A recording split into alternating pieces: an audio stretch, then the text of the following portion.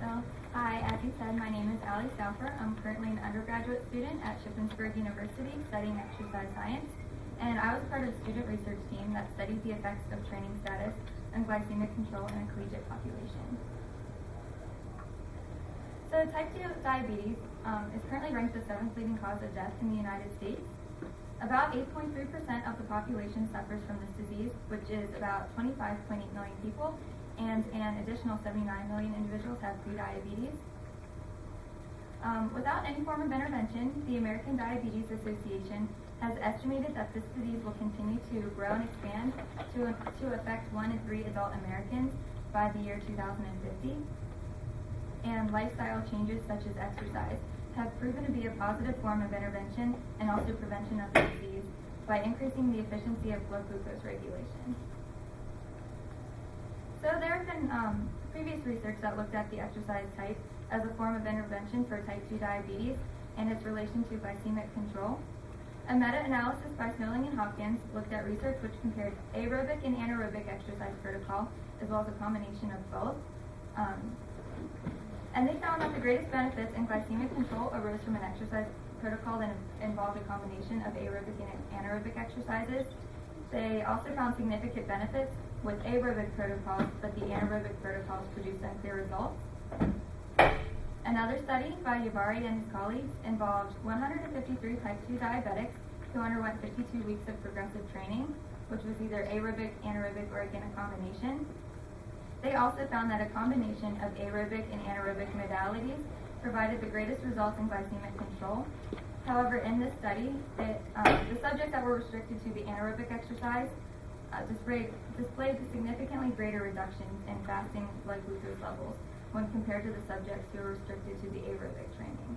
So overall, both studies found that a program that contains both aerobic and anaerobic exercise provides the most significant results, but they disagree as to whether it is the aerobic or anaerobic component that's providing the biggest contribution to that. So that kind of led us to the purpose of our study. Because there have been mixed results in past studies surrounding which mode of exercise is better, we wanted to examine whether an acquired aerobic or anaerobic training status would be associated with better glycemic control.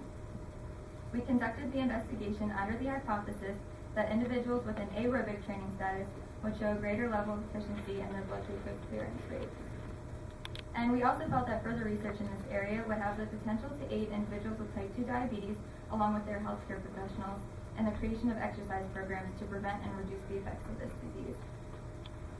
So we had a total of 18 subjects for our study. We had 6 aerobic athletes, 6 anaerobic athletes, and 6 sedentary individuals. And all of our athletes were Division II athletes at Shippensburg University. Their descriptive statistics are summarized in Table 1. I wanted to point out that we did have some significant differences in the BMI and body fat percentages between the aerobic group compared to the anaerobic and sedentary groups, and that was something that we did expect to see going into the trials. So we had our subjects come into the lab 2 separate days for testing. One day they came in and performed the YMCA cycle ergometer protocol, which is just a standard graded maximal cycle test, and from that we estimated their VO2 max. We also had them come in a second day for an oral glucose tolerance test. And for this glucose test, we asked that the subjects fast overnight for a minimum period of 12 hours. The only thing they could have was water, and we also asked that they not exercise during that time period. The first thing we did was obtain an initial blood glucose reading, and after that we had the subjects drink a prepared 300 milliliter beverage that was dosed with 1.5 grams of dextrose per kilogram of body weight. And immediately after this consumption, 8 serial blood glucose measurements were taken at 10-minute intervals, so that was over a total time period of 120 minutes. Our data was analyzed to explore the differences in the area under the glucose curve in relation to training status, as well as subject characteristics and estimated aerobic power. The area under the glucose curve was derived using the midpoint method, which is what is seen in yellow, and we utilized SPSS to run our ANOVA and correlational analysis.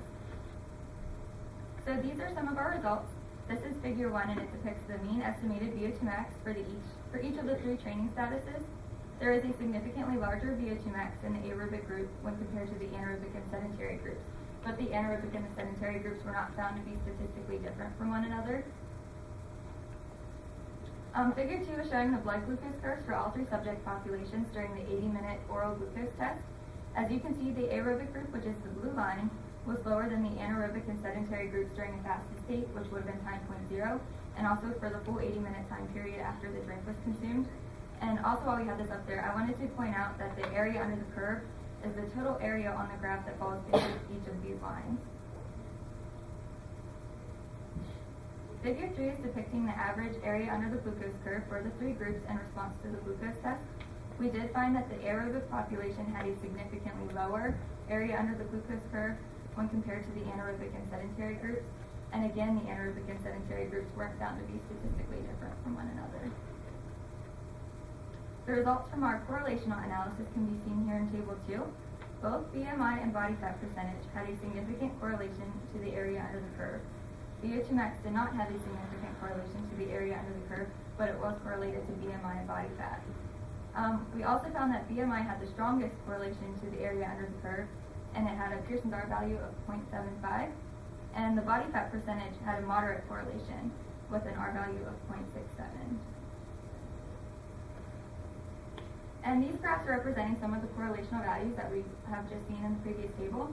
The graph on the left is the correlation between BMI and the total area under the glucose curve, and the graph on the right is the correlation between the VO2 max and the area under the curve. There is no significance found for the VO2 max, but as you can see from the additional trend line that I've added, there is a trend that would show a higher VO2 max will lead to a lower area under the glucose curve. Although this is not significant, I feel like if we had more subjects, it had the potential of becoming a significant finding. So our overall impression of our results was that individuals with an aerobic training status demonstrated better glycemic control.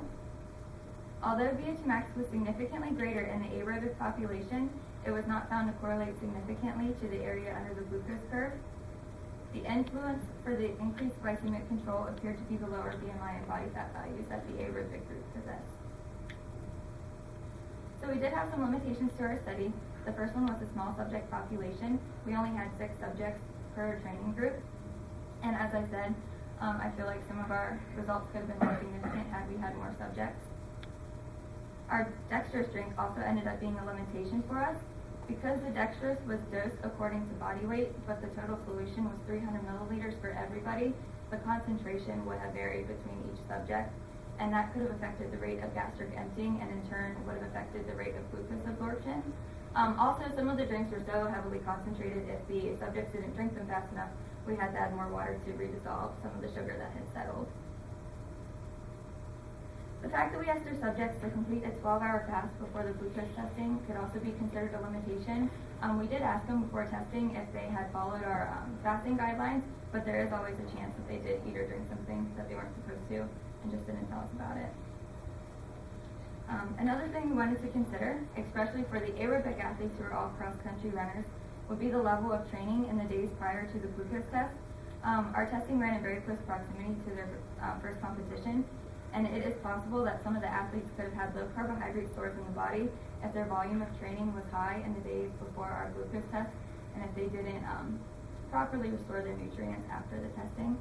So if they would have had low carbohydrate stores in the body, that could have caused the glucose to be absorbed at a quicker rate during our test. And that kind of goes into the fact that we didn't have 24 hours control. We couldn't put a hold on that for 24 hours.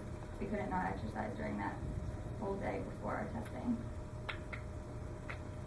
So in conclusion, our data supports the idea that aerobic training leads to better glycemic control when compared to anaerobic training.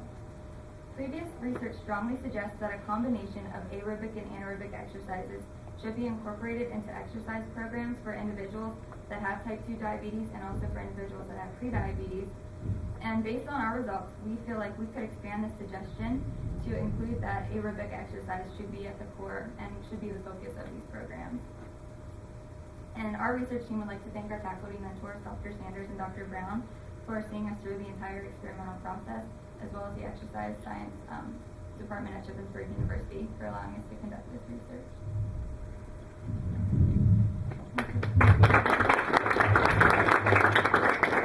Questions? Allie, do you think there was any effect? The anaerobic group had track and field athletes and football linebackers, right? So was there a size discrepancy between those two you know, A little bit. subject? The football linebackers were definitely bigger Mhm. than the track throwers, so that is something that maybe. So that might have affected BMI and body composition. I think we wanted to get all track and field athletes, but we only had a week before their first competition, and they wanted us to be done with testing by then, so we were limited in how many we could get during that time.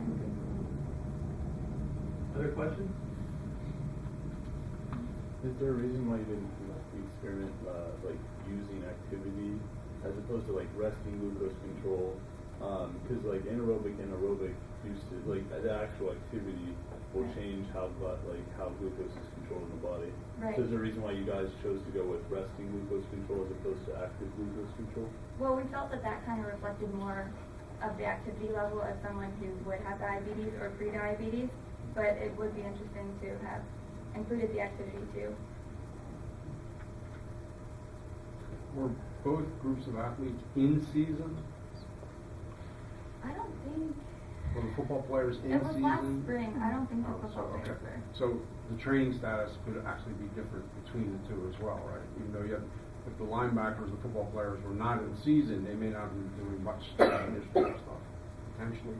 I mean, they told us that they were doing heavy lifting, but it wouldn't have been with the team as much.